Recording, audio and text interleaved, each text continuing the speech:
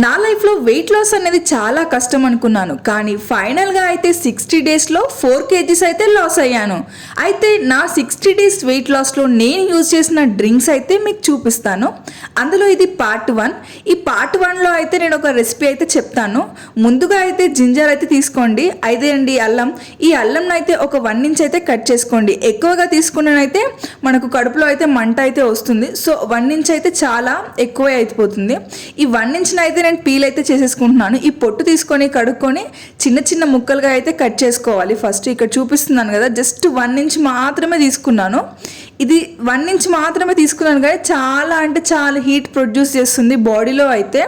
So మీ బాడీకి తగ్గట్టుగా మీరు తక్కువ అయినా తీసుకోండి.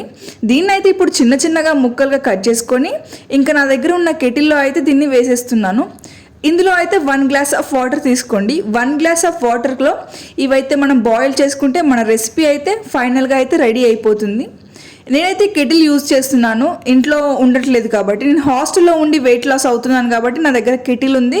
నేను దీన్ని అన్నిటికీ యూజ్ చేస్తున్నాను.